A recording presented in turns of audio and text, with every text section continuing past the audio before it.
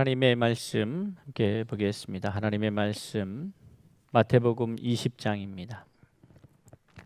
그때에 세베대의 아들의 어머니가 그 아들들을 데리고 예수께 와서 절하며 무엇을 구하니 예수께서 이르시되 무엇을 원하느냐 이르되 나의 이 두 아들을 주의 나라에서 하나는 주의 우편에 하나는 주의 좌편에 앉게 명하소서. 예수께서 대답하여 이르시되 너희는 너희가 구하는 것을 알지 못하는도다. 내가 마시려는 잔을 너희가 마실 수 있느냐? 그들이 말하되 할 수 있나이다. 이르시되 너희가 과연 내 잔을 마시려니와 내 좌우편에 앉는 것은 내가 주는 것이 아니라 내 아버지께서 누구를 위하여 예비하셨든지 그들이 얻을 것이니라. 열 제자가 듣고 그 두 형제에 대하여 분이 여기거늘 예수께서 제자들을 불러다가 이르시되 이방인의 집권자들이 그들을 임의로 주관하고 그 고관들이 그들에게 권세를 부리는 줄을 너희가 알거니와 너희 중에는 그렇지 않아야 하나니 너희 중에 누구든지 크고자 하는 자는 너희를 섬기는 자가 되고 너희 중에 누구든지 으뜸이 되고자 하는 자는 너희의 종이 되어야 하리라. 인자가 온 것은 섬김을 받으려 함이 아니라 도리어 섬기려 하고 자기 목숨을 많은 사람의 대속물로 주려 함이니라. 아멘.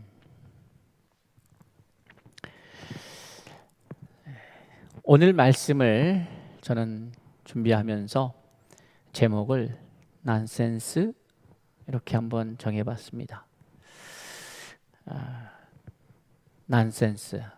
이 난센스가 도대체 무슨 뜻인가? 우리가 자주 사용하는 단어이죠. 난센스다. 이 난센스를 사전적으로 제가 좀 찾아보니까 사전적으로는 이렇게 기록되어 있습니다. 터무니없는 또는 말도 안 되는 생각이나 말, 허튼 소리 또는 허튼 수작, 말도 안 되는 짓, 아무 의미가 없는 말 또는 뜻이 통하지 않는 말 등 우리가 사용하고 있는 이 넌센스라고 하는 말은 사전적으로 방금 말씀드린 바와 같습니다. 그러니까 이 넌센스라고 하는 말을 제가 생각하면서 말이 통하지 않는 사람, 서로 두 사람이 만나서 혹은 두 그룹이 만나서 이야기를 하는데 서로 말이 통하지 않을 때에 서로가 그렇게 생각하겠구나.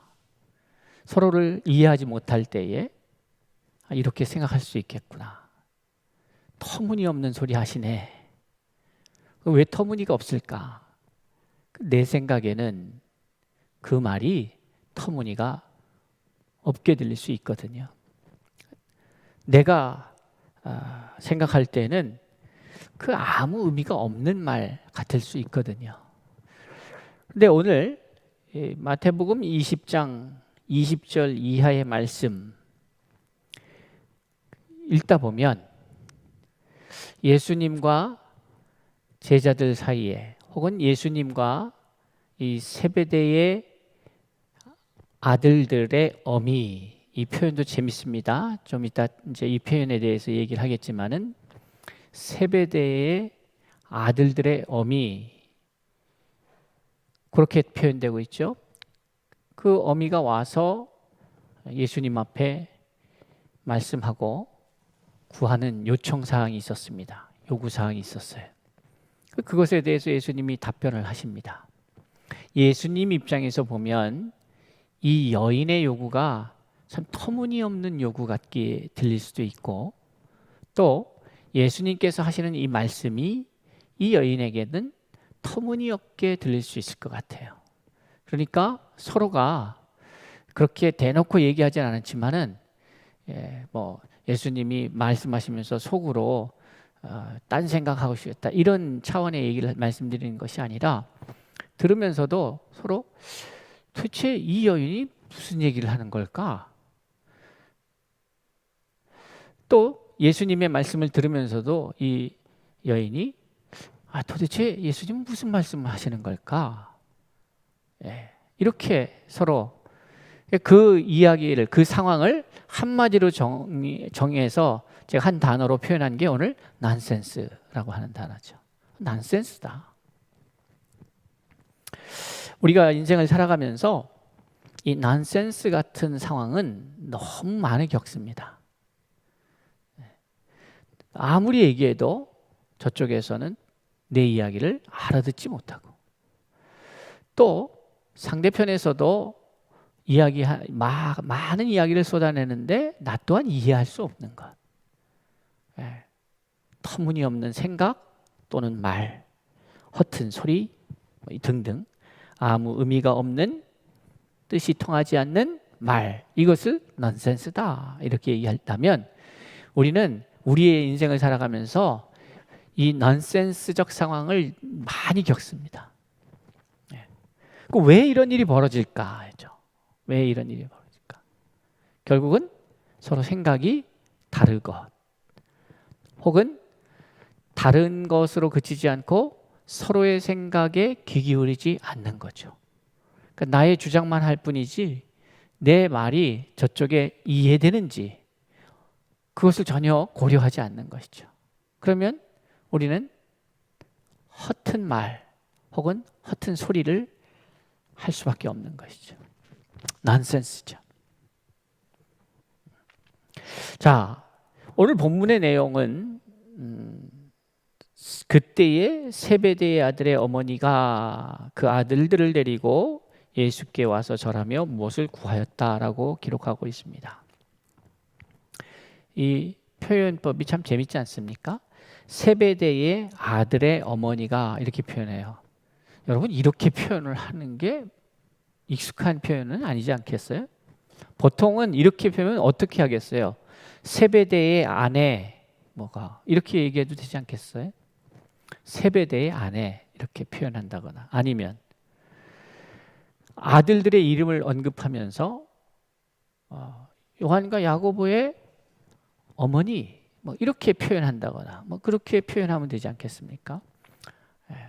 살로메라고 하는 사람, 이 사람이 족보장으로는, 가족관계로 따지면 예수님의 이모 정도 되는 분이죠.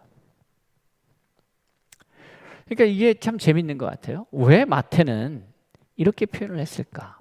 마가복음, 이 말씀이 병행구절로 같이 언급되고 있는 마가복음 10장이나 누가복음 18장에 이 말씀이 나옵니다. 누가복음 18장 31절로 34절의 말씀이 나오고 마가복음에도 이 말씀이 나와요. 그런데 재미있는 사실은 제가 말씀드린 누가복음 18장 31절 34절은 그 위에 마태복음 20장 17절로 19절의 내용을 말씀하는 것이고, 바로 그 전에 이 이야기가 나온다는 얘기죠. 자, 마가복음에서 이 이야기를 풀어감에 있어서 말할 때는 뭐라고 표현하고 있냐면, 누구의 어머니라고 표현하지 않고 바로 직접적으로 그 아들들의 이름을 언급합니다. 그래서 마가복음 10장 35절에 세베대의 아들 야고보와 요한이 주께 나와 여짜오되 이렇게 표현하고 있어요. 그러니까 세베대의 아들 요한이 나온 거예요. 자, 그러면 마태는 어머니가 앞에서 이야기하는 것 같이 이야기를 하고 있고, 마가는 요한과 야고보가 이야기하였다라고 말하고 있어요. 약간의 차이가 있는 것 같으나 제가 볼 때에 이 두 말을 갖다가 약간 섞으면 어떤 일이 되냐면, 요한과 야고보가 자기 어머니를 부추겨서 이 어머니가 앞에 가서 예수님께 말한 상황 같이 보여집니다. 그러니까 이 야고보와 요한의 탐심, 자리욕심, 욕구, 욕망이 그 어머니를 통하여 예수께 전달되고 있는 상황. 그런데 어머니 입장에서 그 자녀의 생각과 다르지 않기에 직접 앞에 나서서 이야기를 하는 것이죠.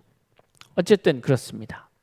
자, 그런데 이 이야기가 마태가 이 하나님의 말씀 마태복음 20장을 기록해 감에 있어서 바로 이 말씀을 어디에 두고 있느냐 이거예요. 아까 서두에도 말씀드린 것처럼 누가복음 18장에도 똑같이 이 얘기가 나옵니다. 31절과 34절에 예수님의 죽음과 부활에 대한 이야기가 세 번째로 언급되는 장면입니다. 그 장면이 지나고 나서 바로 20절에 그때에 바로 그런 상황 속에서 이 이야기가 기록되고 있는 것이죠. 자, 제가 왜 넌센스다 이렇게 했냐면 지금 예수님은 온통 점점점 이 복음서의 장수가 거듭되고 나아가면 나갈수록 뒤로 후반기로 가면 갈수록 예수님의 심리적 상태는 어땠을 것 같으십니까? 예수님께서는 점점점 이제 십자가를 지셔야 하는, 어떻게 보면은 이 땅에 오셔서 이루시는 그 마지막 미션, 어떻게 보면은 마지막 미션이면서도 동시에 파이널 골이라고 할 수 있죠. 이 마지막 목표, 십자가에 죽으시고 부활하시는 이 사건을 이루시기 위해서 이제 정서적으로도, 영적으로 정서적으로도 육체적으로도 그 시간대를 지금 준비하면서 가고 있어요. 그러니까 온통 그 긴장이 있지 않겠어요? 그 온통 생각은 그것이에요. 그러니까 17절과 19절에서도 그 얘기를 하시는 거예요. 다시 한번 이게 말씀드렸잖아요. 세 번째로 말씀하시는 거다, 순환에 대해서. 그러니까 반복적으로 이 얘기를 하시면 것은 중요하다는 문제이기도 하지만 이제 점점 가까워와서 그 얘기를 계속 꺼내시는 거예요. 이제 그런 상황에 예수님은 온통, 예수님 입장에서 생각해보면 온통 지금 관심과 생각이 어디에 맞춰져 있습니까? 십자가의 죽으심을 향해 가고 있는 거죠. 아, 내가 이제 얼마 있으면 예루살렘으로 입성을 해야 되는구나. 가게 되면은 나는 이제 고난을 받게 되겠구나. 여러분, 예수님이니까 하나도 안 무서웠고 예수님이니까 하나도 문제가 없었을까? 그렇게 볼 수는 없죠. 모든 유혹을 당하셨고 모든 인간이 느끼는 모든 두려움과 고통과 배고픔과 슬픔을 다 겪으셨죠. 그걸 겪어서 이기신 거예요. 극복하신 거죠. 넘어서신 거죠. 그러니까 예수님도 점점 그 시간이 다가올 때에 온통 생각이 거기에 가 있고 그것을 준비하는 그 타이밍에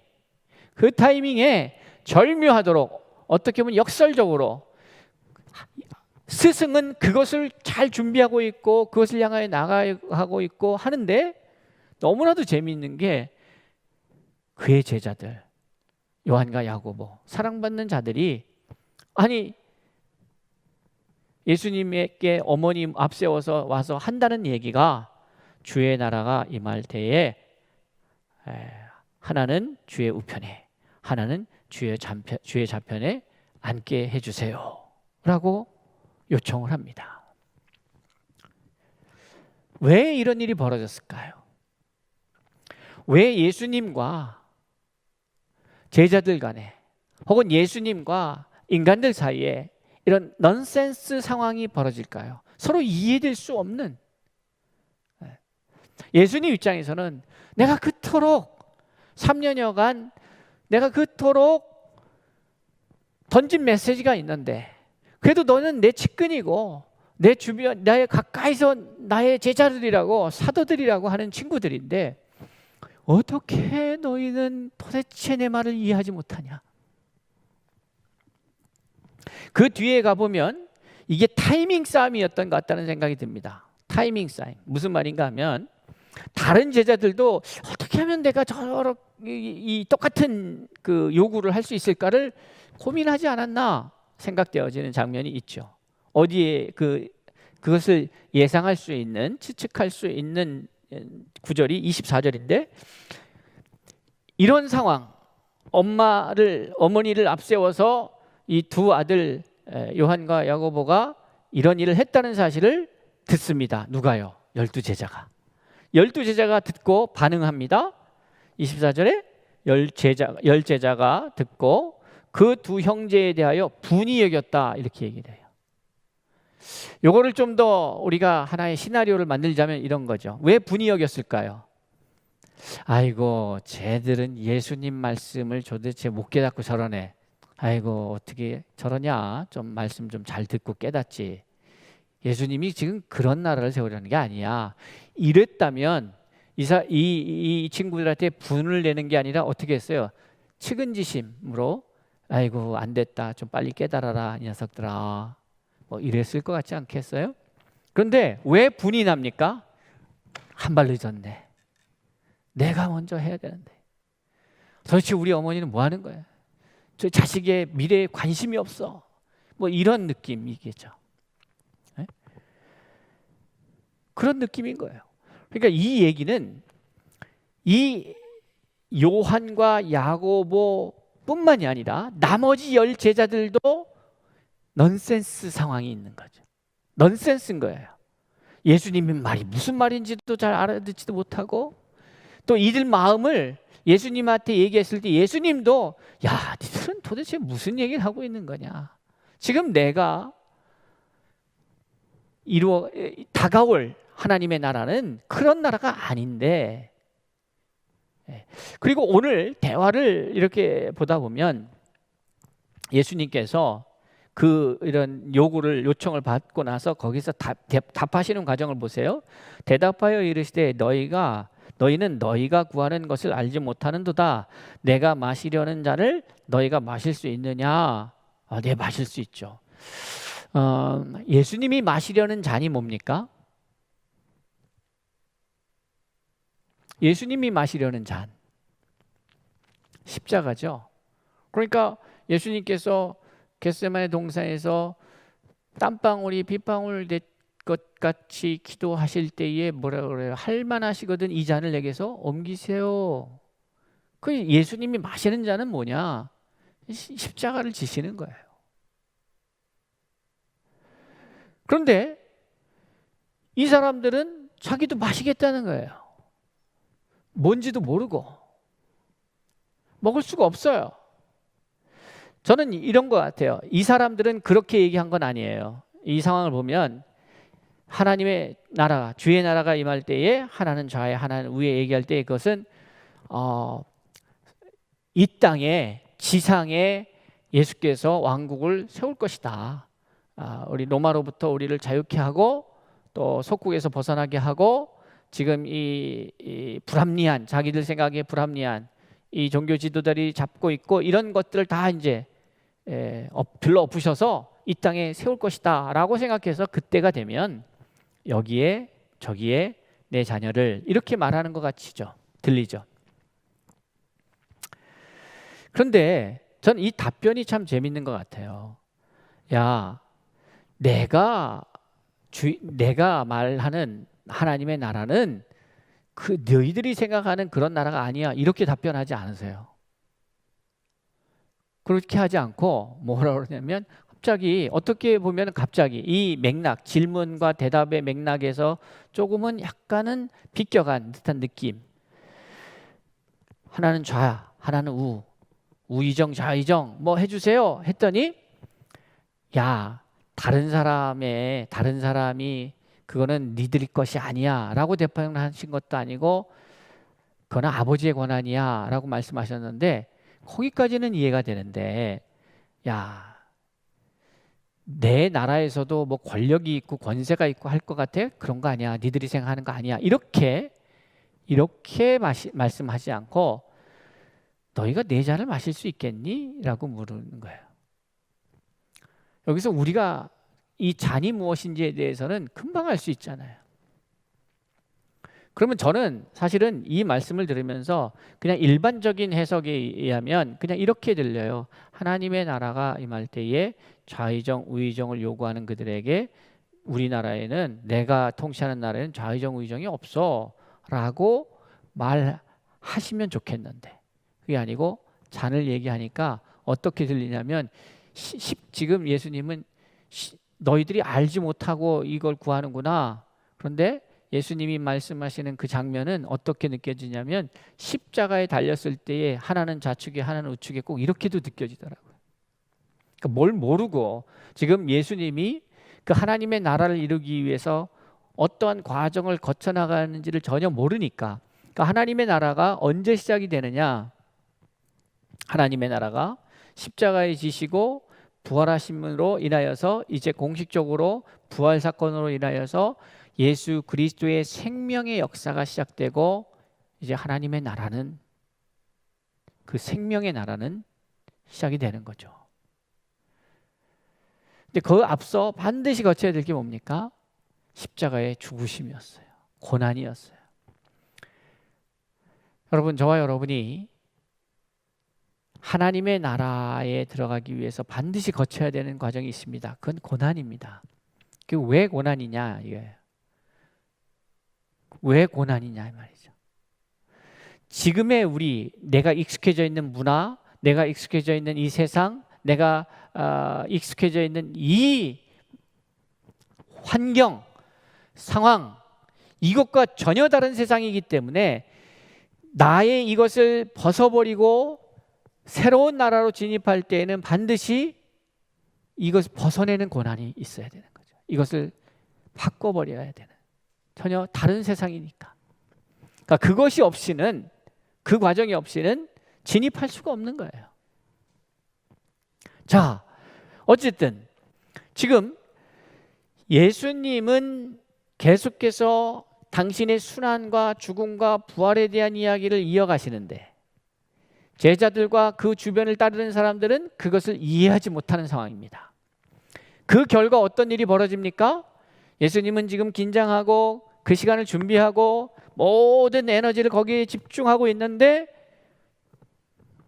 자리 싸움하고 있는 제자들, 왜 이런 일이 벌어졌냐 이 말이에요. 왜 이런 넌센스적인 상황이 벌어졌냐. 이 넌센스적인 이 전혀 말이 통하지 않는 상황, 누구하고 3년 동안 동거동락하였던 제자와 스승이 전혀 말이 통하지 않는 상황이 되어버렸다. 왜 이랬을까요? 왜? 그 팁을 우리는 마태복음 10장 35, 누가복음이죠. 누가복음 18장 34절에서 발견할 수가 있죠. 거기 뭐라고 기록되어 있냐면, 제자들이 이것을 하나도 깨닫지 못하였으니 라고 말하고 있어요. 그 말씀이 감추었으므로 그들이 그 이르신 바를 알지 못하였더라. 그러니까 핵심은 뭡니까? 이 사람들이 이렇게 한 얘기가 뭐예요? 깨닫지 못했던 거예요. 근데 이게 매우 중요한 부분이에요. 우리는 단순히 한 이야기를 깨닫지 못하였다라고 생각할 수도 있죠. 그러나 결과적으로 봤을 때에는 제자들은 예수의 이 땅에 오셔서 왜 그 삶을 살아내셨고, 이제 결국 십자가를 향하여 그 능력이 많으신 분이, 그 권능의 주가 왜 십자가를 지셔야 하는지조차 깨닫지 못하고 있는 거예요. 그래서 사실은 아무것도 모르는 거예요. 왜 이런 일이 벌어질까요? 깨닫는 것 같은데 왜 깨닫지 못할까요? 여러 가지 그 디테일하게 그것을 분석할 수는 있어요. 자기 생각이 갇혀서 예수가 무슨 말씀을 하셔도 자기 방식으로 이해하고 자기가 해석하고 자기가 받아들이지, 예수의 마음으로 이 말씀을 읽지 않는 거죠.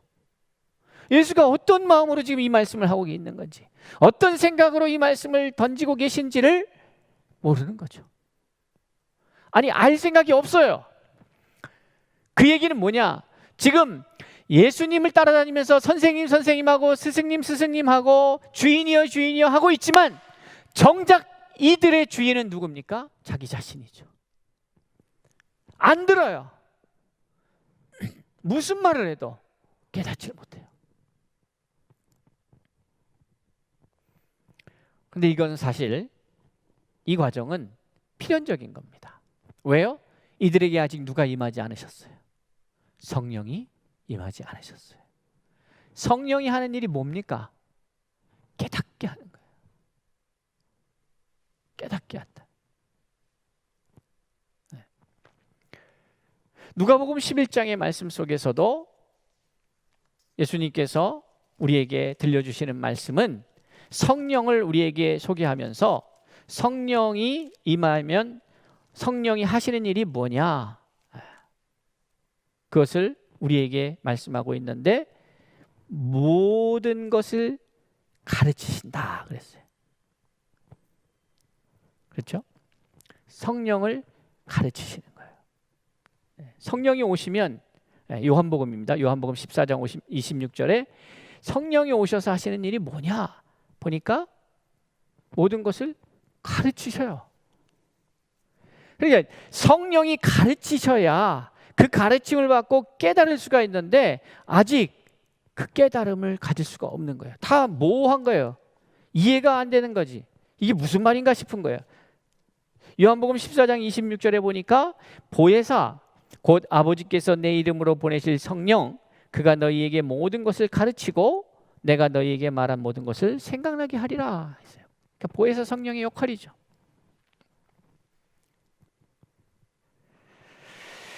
자, 이 과정을 복음서가 우리에게 보여주고 있어요.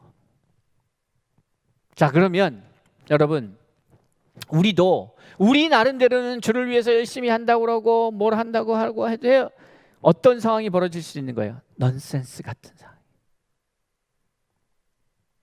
하나님의 생각과 내 생각이 전혀 따로 가고 있다니까요. 무슨 말인지 이해를 못하는 거예요. 그러니까 이게 이 두 사람의 문제가 아니라 나머지 10제자도 똑같이 그런 생각을 갖고 있었고 타이밍만 찾고 기회를 봐서 내가 뭐 이런 것 같아요. 그러니까 10명이 이 상황 이야기를 듣고는 분노하는 거예요. 분이 여기거든. 자, 오늘 말씀 속에서 우리는 믿음의 삶을 살아가면서 우리는 수많은 상황과 환경에 접하게 됩니다. 그리고 문제를 만나게 됩니다. 그럼 그때마다 우리가 이 넌센스, 헛소리를 한다든지 허튼 행동을 한다든지 도대체 이해할 수 없는 행동을 한다든지 하지 않고 하나님의 자녀로서 하나님의 사람으로서 정확하게 해야 할 그 일들을 할 수 있는 것은 어디로부터 나와요? 하나님의 말씀을 바로 깨달을 때. 자, 그러면 우리 서울충신교회가 과거에 원로 목사님 목회하실 때의 주보에 항상 나오던 게 뭡니까? 하나님의 말씀을 바로 깨닫고 바로 알고 바로 깨닫고 바로 살고 바로 증거하자, 이 말씀이었어요. 그것을 제가 받아서 뭐라고, 요즘은 제가 잘 얘기를 안 해요. 요즘은 하도 코디엠 하니까. 근데 초기에 제가 목회하면서 뭐라 그랬어요? 하나님의 말씀을 이루는 삶을 사는 성도들의 공동체다 그랬어요. 그러니까 하나님의 말씀을 이루는 것, 그 하나님의 말씀을 이룬다고 하는 것은 그 말씀의 의미를 바로 깨달아야 가능한 거 아니겠습니까? 하나님의 말씀을 깨달아야 돼요. 그러면 하나님의 말씀을 깨닫기 위해서는 어떤 작용이 필요한가요? 먼저 선행되어야 될 일이 뭐예요? 성령을 받아야 되는 거예요. 성령을 받지 않으면 성령이 하시는 일이 뭐라고요? 모든 것을 가르치신다는 거예요. 성령 받지 않고 목사되고 성령 받지 않고 전도사하고 성령 받지 않고 장로하고 하면 어떤 일이 벌어져요? 넌센스예요. 말도 안 되는 일을 하게 되는 거야. 허튼 소리하고 허튼 말하고 허튼 짓을 하고 때로는 하나님 입장에서 아무 의미가 없는 말과 행동을 하게 되는 거죠. 공허한 소리가 돼버리는 거예요.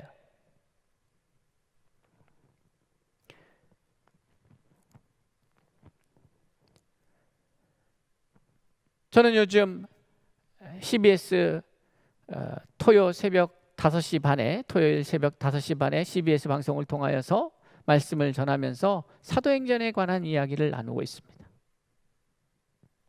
매우 중요해요. 여러분들, 우리 코디엠 교회와 서울충신교회 성도님들 한번 보실 수 있으면 그 유튜브로 나와 있으니까 찾아서 보시면 될 것 같아요. 성령을 받아야 하나님의 말씀을 바로 깨닫고 바로 깨달아야 바로 살아낼 수가 있는 거예요. 우리가 이제 6월 20일 날 감사, 고백을 넘어 삶으로라고 하는 주제로 2021년 전반기 감사 예배를 드립니다. 여러분 많이 홍보해 주세요. 많이 홍보해 주시고 많이 참석해 주시고 유튜브를 통하여 많은 분들이 국내에 있는 분들은 11시 예배니까 각자 섬기는 교회에 들어가서 채널을 통해서 예배를 드리시겠지만은 해외에 있는 분들에게도 여러분 혹시 지인 중에 있으면 많이 알리셔서 함께 참여했으면 좋겠어요. 여러분 감사, 고백은 많이 할 수 있어요. 감사합니다. 감사합니다. 뭐 습관적으로도 감사합니다. 감사합니다 할 수 있어요. 그런데 이 감사가 고백으로 그치지 않고 감사의 고백이라고 하는 것은 어차피 행하신 일에 대한 고백입니다. 그렇죠? 행하신 일을 고백하는 거예요. 그런데 행하신 일을 고백한다는 것은 이미 지나간 일이에요. 그런데 이것이 감사가 고백을 넘어서 우리의 삶으로 이어질 때 어떤 일이 벌어지느냐? 삶이라고 하는 것은 현재입니다. 현재죠.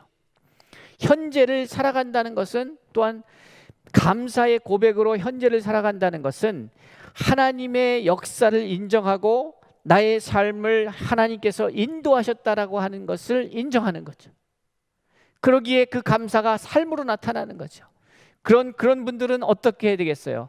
감사가 과거에 머물지 않고 미래의 기대로 이어지는 거죠.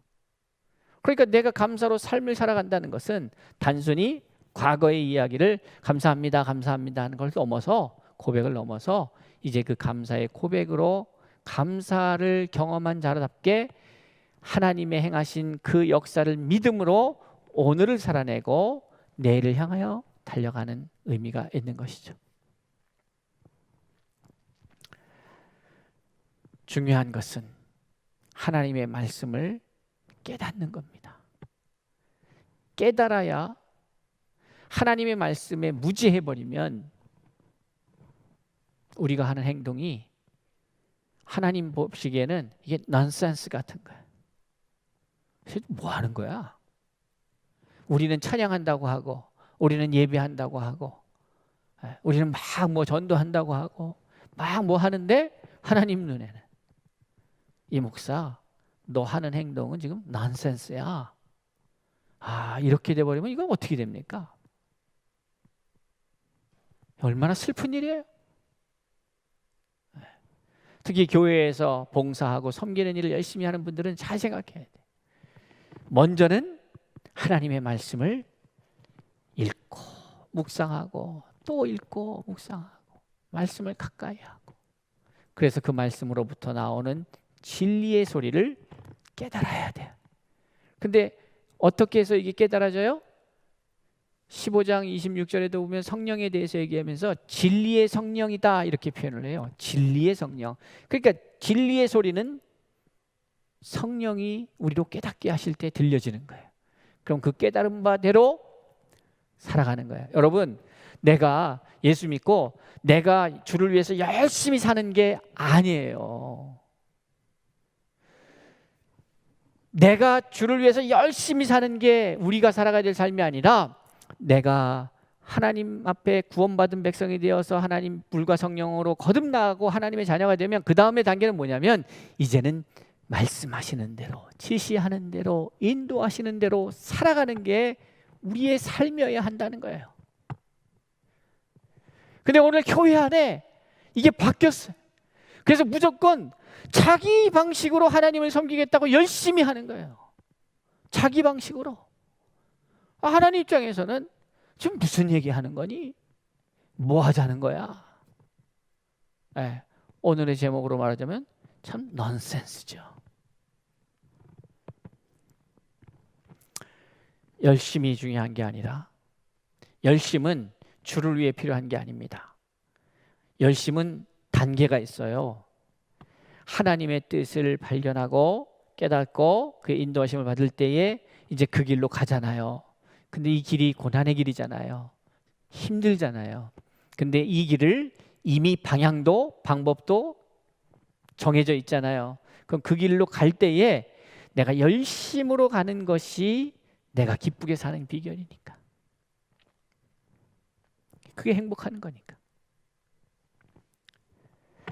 자, 하나님의 나라는 섬기는 자, 인자가 온 것은 섬김을 받으려 함이 아니라 도리어 섬기려 하고 자기 목숨을 많은 사람의 대속물로 주려 함이다.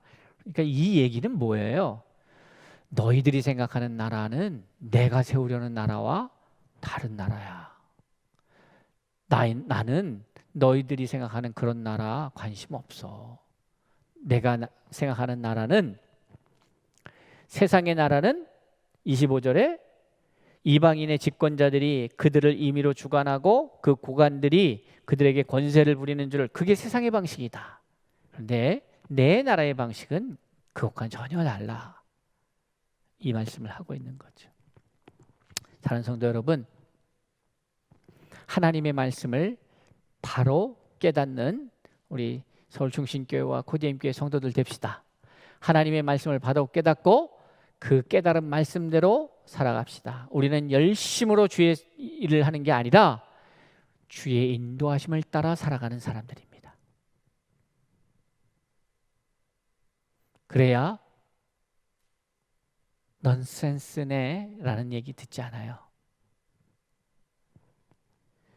교회 목회를 하면서 참 넌센스야 이런 얘기가 나올 때가 많이 있어요. 뭐 앞뒤가 바뀐 것 같아.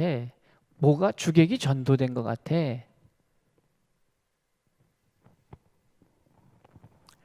그러기 위해서 성령을 받아야 합니다. 성령을 만나야 합니다. 성령을 만나야 하나님의 말씀을 바로 깨닫습니다. 바로 깨달아야 바로 삽니다. 바로 깨닫고 바로 살아야 성령의 열매가 나타나고 능력이 나타나고 역사가 나타납니다. 우리 서울중심교회와 코디엠교회에 이러한 성령의 역사가 끊이지 않고 일어나기를 바랍니다. 그리하여서 하나님과 예수님과 나 사이에 넌센스가 아니라 예수님과 나 사이에 서로 센시티브하게 서로를 느끼며 이해하고 알아채고, 그래서 주님이 우리의 작은 신음에도 주님은 반응하시지만 주님의 작은 눈짓에도 우리가 알아채고 움직일 수 있으면 좋겠다는 생각이 드는 거죠. 센시티브 해야 된다. 우리의 모든 감각들을 동원해서 주의 음성에 귀 기울여야 되고 주의 뜻을 찾아야 되고 발견해야 되고 그리고 그 뜻대로 살아내야 한다. 그래서 6월 20일 우리가 감사 고백을 넘어 삶으로 지나온 시간 6개월의 감사를 넘어서서 이제 앞으로 살아갈 올 6개월에 대한 삶의 열매로 나타나고 그것이 많은 사람들에게 흘러갈 수 있는 그러한 저와 여러분이 될 수 있기를 바랍니다. 기억합시다. 우리가 하나님의 뜻에 맞춰야 되는 것이지 나의 뜻에 하나님을 맞추는 것이 아니라는 사실을, 그리하여서 하나님과 내가 잘 커뮤니케이트, 소통이 되고 서로 대화가 되고, 그래서 아버지의 뜻이 온전히 서울중심교회와 코디엠교회 이 코디엠 사역을 통하여 세상에 흘러가는 위대한 역사가 저와 여러분의 삶을 통하여 일어나기를 주의 이름으로 축복합니다. 기도하겠습니다.